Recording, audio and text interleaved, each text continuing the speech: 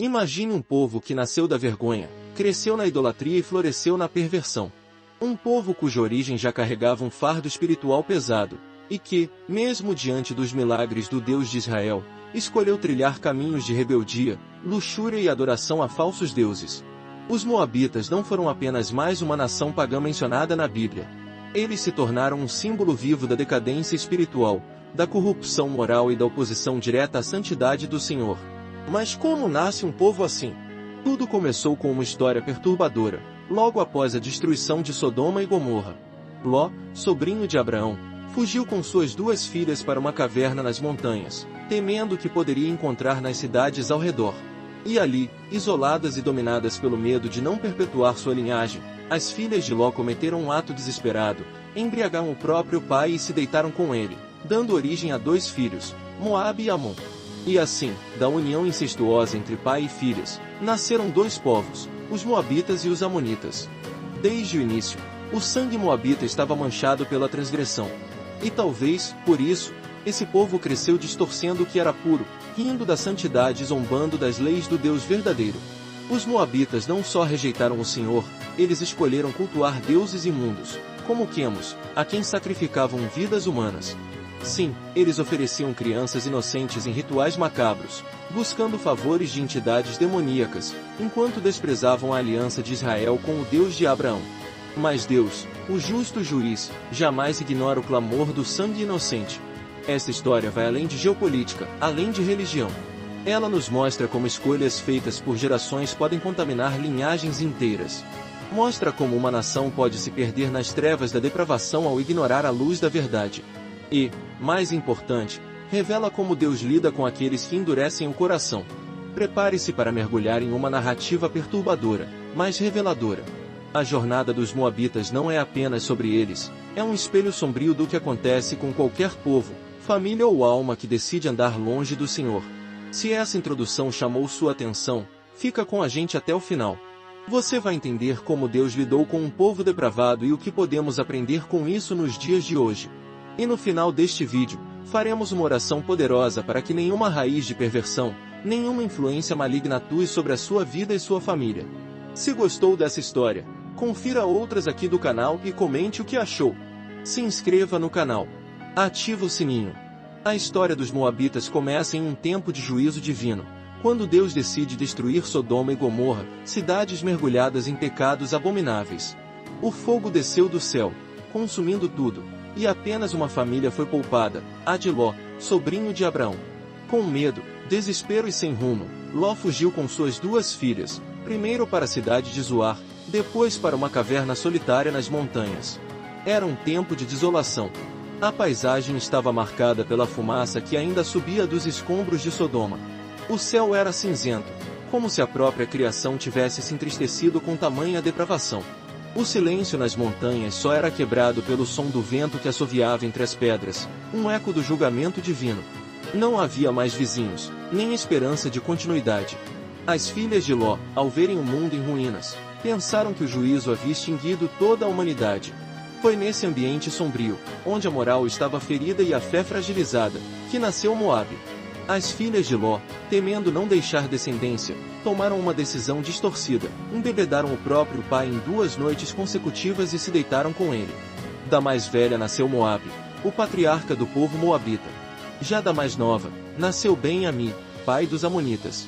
Moabe, portanto, já nasceu em meio ao erro, fruto de uma relação proibida e de um engano embriagado. Desde o ventre, sua existência estava envolta em vergonha.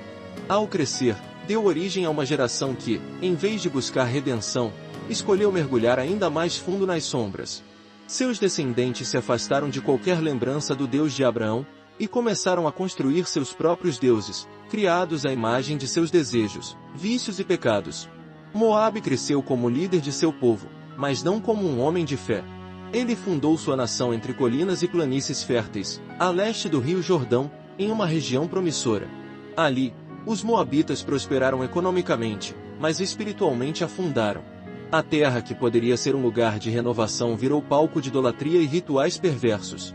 A figura de Moabe não é descrita em muitos detalhes na Bíblia, mas os frutos que ele deixou revelam o coração do fundador. Seus descendentes tornaram-se obstinados, arrogantes e corruptos. Escolheram adorar Quemos, um deus pagão, com rituais que incluíam sacrifícios humanos, prostituição cultural e práticas abomináveis. Apesar disso, os moabitas não eram apenas inimigos distantes de Israel.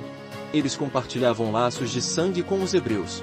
Moabe era filho de Ló, e Ló era sobrinho de Abraão. Havia uma conexão familiar, uma história comum, e ainda assim, o ódio e o desprezo dos moabitas pelos israelitas cresciam a cada geração. Essa rivalidade entre irmãos distantes se tornou um conflito espiritual. Israel lutava para manter a aliança com Deus. Os moabitas, por outro lado, desprezavam essa aliança e tentavam constantemente desviar os hebreus do caminho da santidade. O palco estava montado para confrontos diretos, tanto físicos quanto espirituais. E assim, sob a liderança sombria de seus reis e sacerdotes, o povo de Moabe caminhou por séculos em direção à própria destruição, enfrentando o Deus de Israel, tentando corromper seu povo e colhendo, no fim, o resultado de suas escolhas. Os séculos passaram, e os moabitas prosperaram em sua própria terra, mas não espiritualmente. Sua cultura se enraizou em práticas que desafiavam diretamente os mandamentos do Deus de Israel. A adoração a Quemos, o principal deus moabita, exigia sacrifícios brutais.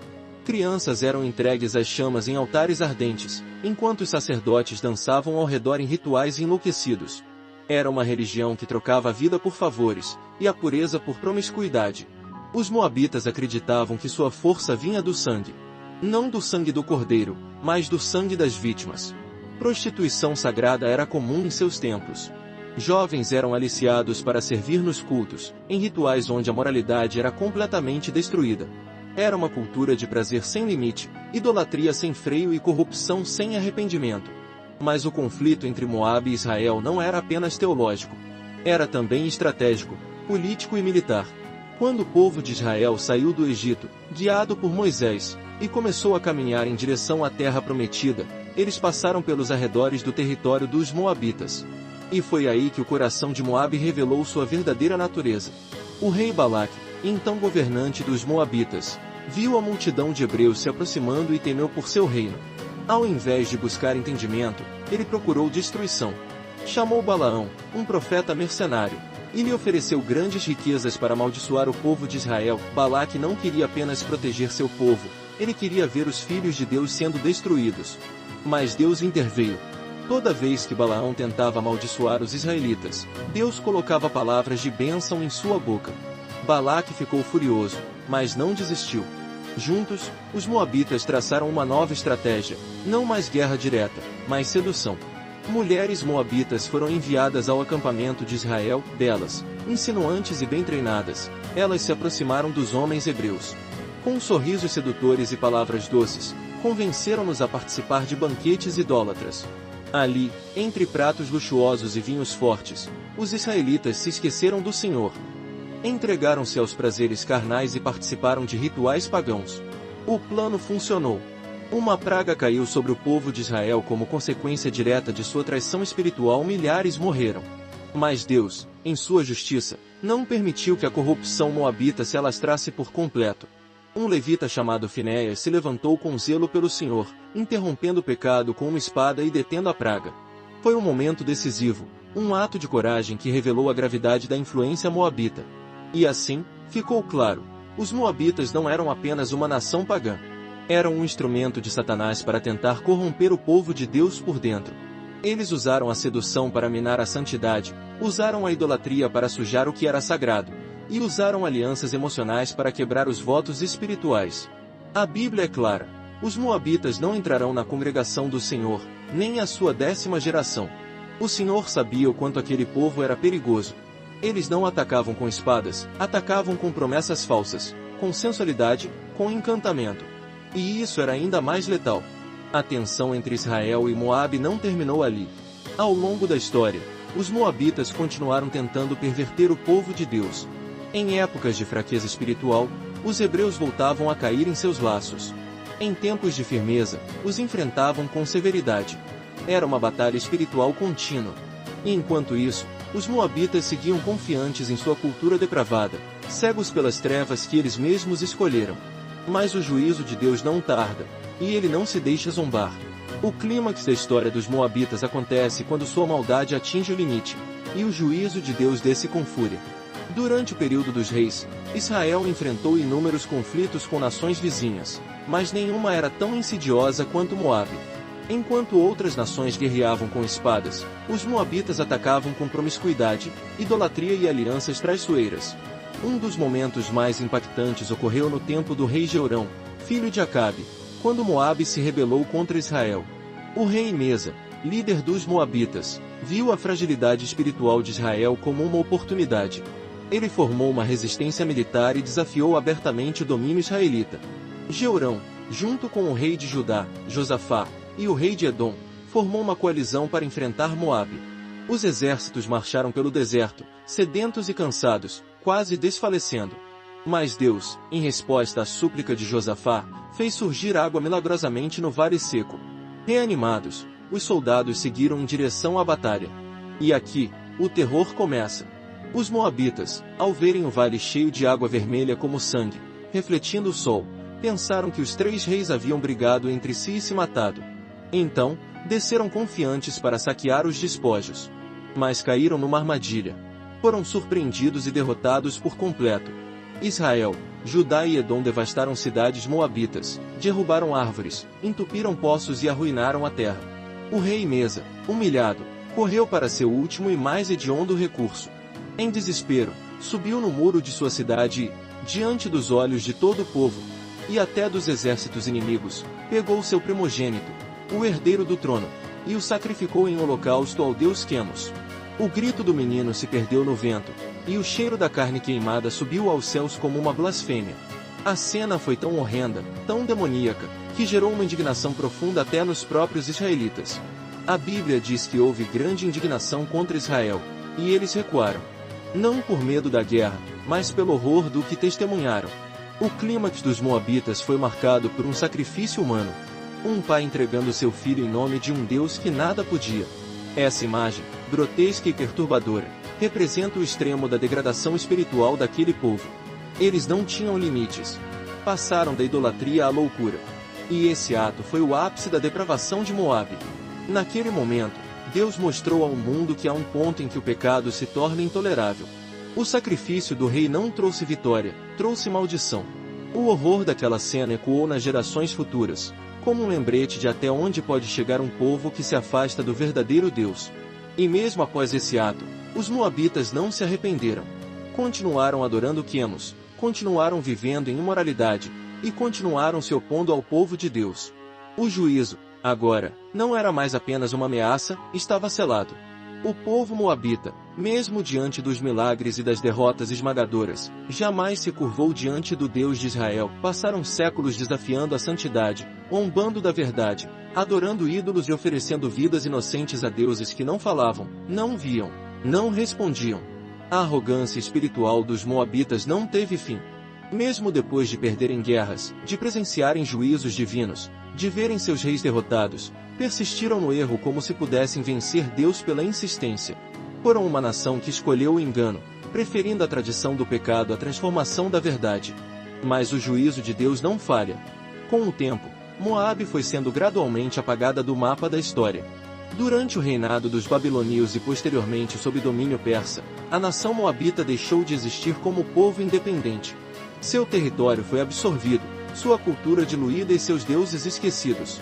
O povo que um dia aterrorizou Israel com seduções e perversões se tornou poeira nos registros arqueológicos e ruínas nas encostas do Jordão. Mas mesmo no meio da escuridão, Deus mostrou que sua graça é maior que qualquer pecado, e que nem todo moabita estava condenado. No livro de Ruth, surge uma mulher que quebra o ciclo da maldição. Ruth era moabita, uma filha de um povo amaldiçoado, fruto de uma linhagem incestuosa, descendente de um povo depravado. Mais diferente dos seus, Ruth fez uma escolha: abandonar os deuses de seu povo e seguir o Deus de Israel. Teu povo será o meu povo, teu Deus será o meu Deus. Ruth rompeu com a cultura da depravação. Ela se uniu à sua sogra Noemi, retornou à terra de Judá, trabalhou com dignidade e se casou com Boaz, um homem temente a Deus. E mais, Ruth se tornou bisavó de Davi, o maior rei de Israel, e antepassada direta de Jesus Cristo, o Salvador. Isso mostra que nem a maldição mais profunda é maior que a misericórdia divina. O povo moabita, como nação, foi destruído. Mas um coração quebrantado entre eles foi suficiente para que Deus escrevesse uma nova história. Onde havia vergonha, Deus colocou honra. Onde havia idolatria, Deus estabeleceu linhagem real. Onde havia condenação, Deus plantou redenção. O desfecho dos moabitas, portanto, é duplo. O juízo caiu sobre os que persistiram no erro, mas a graça foi liberada sobre quem escolheu se render. Deus não se impressiona com genealogia nem com nacionalidade, ele responde a corações sinceros. Hoje, a história dos moabitas serve como alerta e esperança. Alerta para quem brinca com o pecado, para quem confia na cultura mais do que na palavra.